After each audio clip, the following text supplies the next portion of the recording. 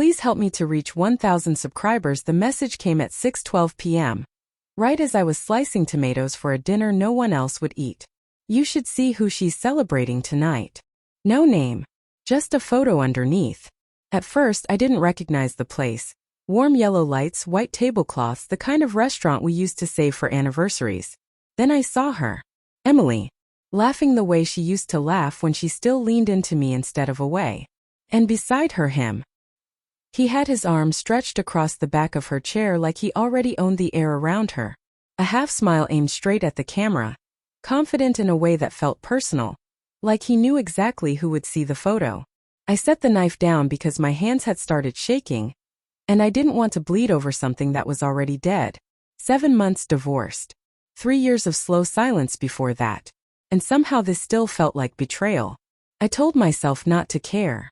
That's what everyone says you're supposed to do when a marriage ends cleanly on paper but messy everywhere else. But the truth is, nothing about the ending had been clean. The distance started small. Missed calls she didn't return, late meetings that sounded rehearsed. The way she angled her phone screen away without realizing I could still see the light in her eyes that wasn't for me anymore.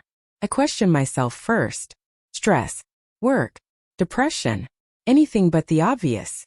Because admitting the obvious meant admitting I was already losing her. The night I finally asked, she didn't even deny it right away. She just sighed like honesty was an inconvenience. I didn't mean for it to happen, she said. That sentence still echoes louder than the divorce judge's gavel. I tried to keep dignity after the split. No shouting. No revenge. Just quiet paperwork in quieter rooms. People called me strong. What they meant was silent. So when that photo lit up my phone, something old and buried shifted inside my chest. Not rage exactly. Something colder. Under the image was another message. Engagement party. Tonight. Riverside. I stared at it for a long time. At the tomatoes. At the empty chair across the table. Then I grabbed my keys before I could talk myself out of it. The restaurant smelled like butter and expensive wine. The same scent that clung to my jacket the night I proposed to her. Funny how memory lives in places you don't expect. No one stopped me. Why would they? I looked like any other guest. Just another man pretending he belonged somewhere. I saw them immediately. She was glowing in that careful way people glow when they need the world to believe they're happy. And him standing beside her, holding a glass up while a small crowd cheered. I stayed near the back listening. Fresh starts, he was saying. Rael loved this time. A few people laughed softly. Emily didn't. That's when I realized something important. She looked relieved. Not joyful. Relieved. Like she'd been running from something and finally stopped. From me. The thought hurt more than the affair ever did. I could have left then. That would have been the strong thing. The quiet thing. But strength and silence had already cost me a marriage. So I walked forward. Not fast. Not dramatic. Just enough for her to see me. The color drained from her face in a way makeup can't fix. His smile tightened, confused but still arrogant. Like I was a minor interruption in his perfect story.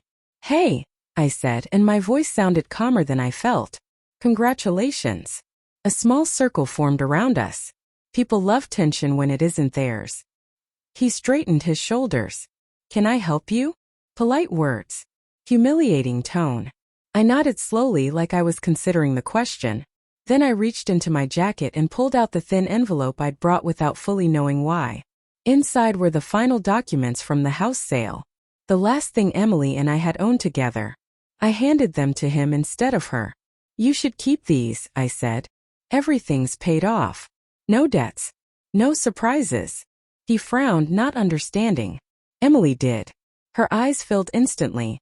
The kind of tears that don't fall because they're too heavy with meaning. Why are you giving him that? She whispered. I met her gaze for the first time all night. And for a second I saw the woman I married. Not the stranger from the photo. Not the relief on her face earlier. Just her. Because, I said quietly, he thinks he won something. The room went completely still. I didn't raise my voice. Didn't insult anyone. Didn't reveal secrets or make a scene. I just told the truth that took me 7 months to understand. But loving someone who is already leaving isn't something you can steal. And it's not something I'm carrying anymore. Silence spread wider than any shouting could. His celebration didn't end with a fight. It ended with uncertainty, with questions he didn't know to ask yet, with a past he couldn't compete with. Sometimes that's louder than humiliation. I left before anyone could respond. Outside, the air was cold and clean, like the world had quietly reset while I wasn't looking. My phone buzzed once in my pocket. I didn't check it until I reached the car. A single message from Emily. "I'm sorry for all of it." I stared at the words for a long time. 7 months ago, they would have meant everything. Tonight, they felt different. Not useless. Just late. I typed one sentence back. "Take care of yourself." Nothing more. Nothing cruel.